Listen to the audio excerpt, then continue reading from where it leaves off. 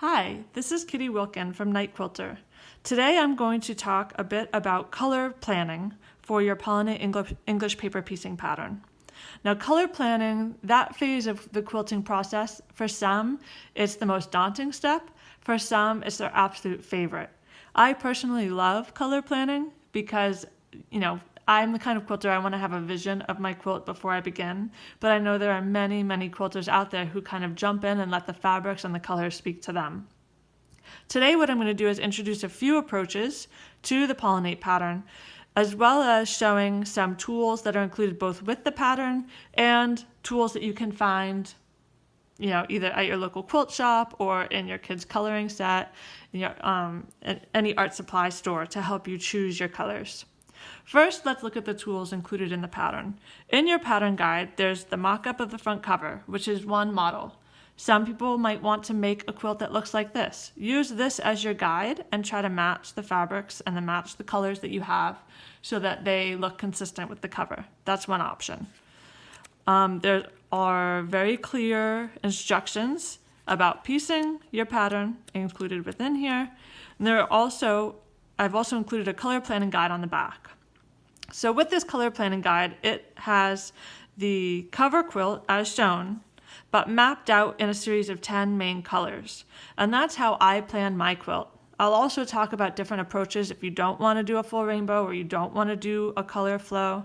But for me, I wanted to do a rainbow and I wanted to have it in a smooth flow. And this is how I thought through it. I thought it would be helpful to share. So you have your 10 main colors. I actually began with 5, 1, 2, 3, 4, 5, and then you bridged them and find out which one goes between. And I'll talk about that more. But there's a color planning wheel if you'd like to use it. Also included in the pattern are a coloring sheet, just straight up coloring sheet. One method for planning quilting is to take color pencils to paper and just play around. See what options you like, see what color combinations, see what shapes you want to focus on. Definitely photocopy this before you start coloring because, you want to have different options and there's one coloring sheet included. Make some copies, start coloring with colored pencils, see which one you like.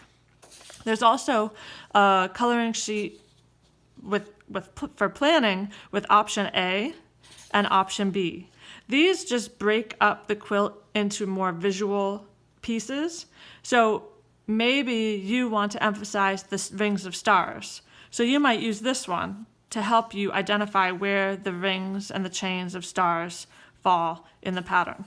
Okay, these are also meant to help with your color and fabric choices because they will help you decide what features of the pattern you want to emphasize. There's also a planning sheet that shows what piece goes where. And there's also the quilt fabric details. Now, I've included the specific details of the fabrics I used. I used Allison Glass Insignia 2018 for Andover fabrics as my rainbow base. I've included on this page the color family, so the general color, magenta, red, orange, orange, gold, yellow, yellow or yellow, green, green, turquoise, teal, blue, and purple. You'll notice I like cool colors, so I used a lot of the cool colors in Allison's spectrum because that's a preference. You can make your spectrum all cool colors if you want, and just fill in with colors that are a good mix between, you have turquoise and teal, find one that's a mix to fill in.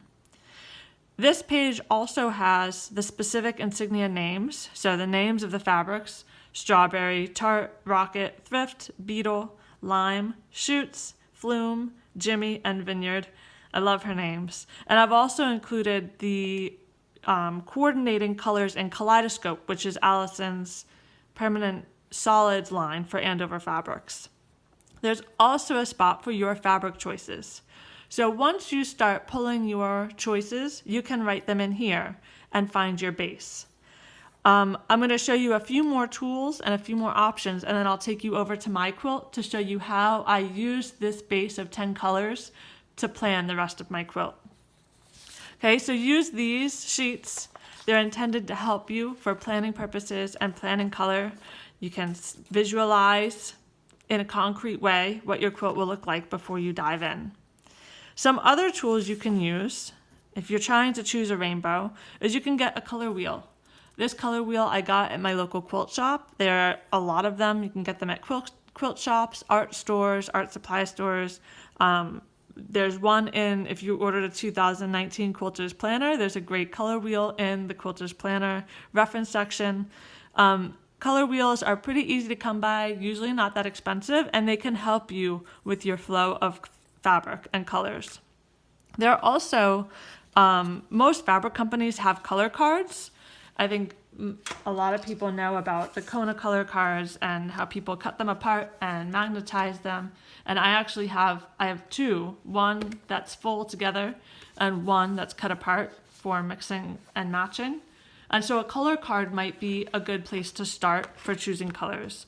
You can pick, 4 colors that you love or 5 colors that you love and bounce off that point. You don't have to know your full spectrum right off the bat. Okay, so use color cards. You can get these. I believe they're available at some quilt shops, online quilt shops. Hawthorne Threads has some, I believe. Ask your local quilt shop first. I'm always a fan of supporting the local businesses when possible. But there are color cards, not showing you that yet, for most fabric lines. There's Kona, Cotton Couture, Michael Miller, the Pure Elements, Pretty, and that's Art Gallery Fabrics solids. There's also the American-made brands produced in the USA. So there are color cards for most fabric lines. You can contact the company and ask where you can get one, but that also will sometimes help you choose colors for your project. So next, before I go into my rainbow version and how to fill that out, I want to show you a few other options. Another great place to start when you're trying to decide which direction to take with a quilt is to see what other people are doing. Especially with this pattern, there are so many different features of the quilt and so many different ways you can emphasize different shapes, whether you want to emphasize the rainbow, whether you want to do dark and light or warm and cool, emphasize the stars, emphasize the bees. It's entirely up to you, and there are so many options. So one suggestion is to check out the hashtag, which is hashtag Pollinate Quilt. I should have written it out, but I didn't. There you go. Hashtag Pollinate Quilt on Instagram and see some of the examples of what people are doing with it now. I'm going to show you a few from some of my testers. They did an awesome job, and I love how different each one looks. And this is just to give you a really brief glimpse into some of the different options of how it can look. Say you're not into contiguous rainbows, that's okay. You can still make an awesome pollinate quilt.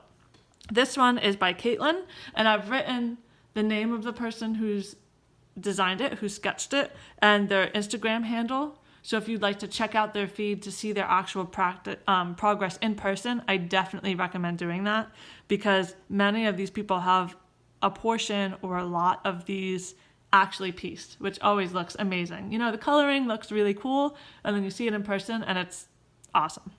So here's Caitlin's. She has the main rosette, and then the stars are focal points as well, with she's doing a scrappy low volume background, which looks incredible. One option. Another option, here's a color rendering by Alex from A Fox Made This. And she used Allison Glass fabrics. I can't imagine why she would pick those. They're so good. But she chose, instead to do a rainbow like so, she used the rainbow kind of fading. You can see what she did. It's hard to explain, but it's incredible, isn't it? So she started with the greens and faded out to purple, to pink, to red, and then to orange, going in that direction. It's just a different take on rainbow using the gray as the negative space. I think it's stunning. It looks incredible in person, so check out her feed. Now this is a picture of a picture printed. So this is by Elise from Blossom Heart Quilts. Definitely check out her feed because she's pieced a good portion of this and it looks so good. But you can see here, what I love about hers is that she is kind of focusing on different parts of the pattern. So with the negative space added here, she has this new shape as a focus around that center star that I think looks so cool. Look kind of like tulip-like. So there are the tulip pieces there, and then the smaller tulips between. And then these she's calling her gems, and they look like shimmering gems. So that's just one more take on tackling the pattern that I love. This one is really awesome by Nicole from Lilyella's World. And like I said before, there are a lot of sub-shapes and different features that people are finding. She found little lightning bugs and stars. And so her focus is to make it look like rings of lightning bugs, which I absolutely love. And if you look at her feed, there's one lightning bug she's shown so far. She's even incorporating sequins. It's kind of mind-blowing, really. The sky's the limit. I can't wait to see what you discover. And then one more, thinking out of the box a bit, Elisa from A Stitch in Between found sea turtles and a starfish. And so just by joining shapes in a, unconventional, it's not really unconventional, it's just finding the shape by playing with coloring, it looks like little sea turtles. And so her plan is to have a blue background and the sea turtles and the sea stars. She's calling her Save the Oceans, which is awesome. I love it. So hopefully this is helpful and not overwhelming.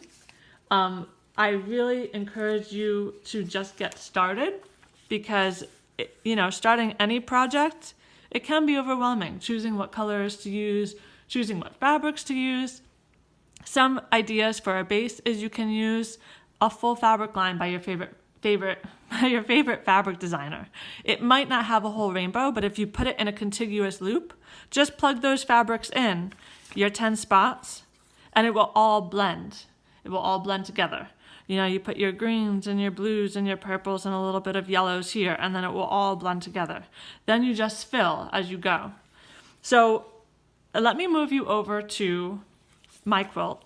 Now I'm really high tech. So I'm going to make it a separate video. So in my next video, I will show you my quilt and how I've incorporated the Allison Glass Insignia 2018, using this as the base of my prism, the base of my rainbow, but then I've filled in using each of these fabrics as an example. I actually took swatches of these fabrics on a card.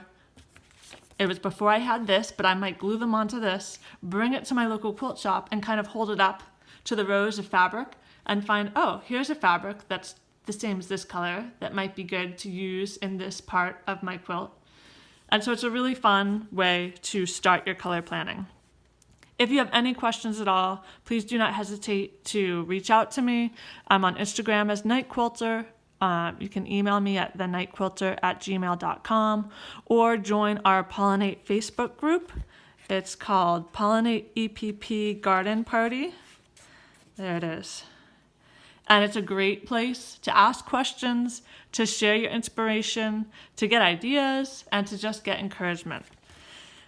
In sum, just get started.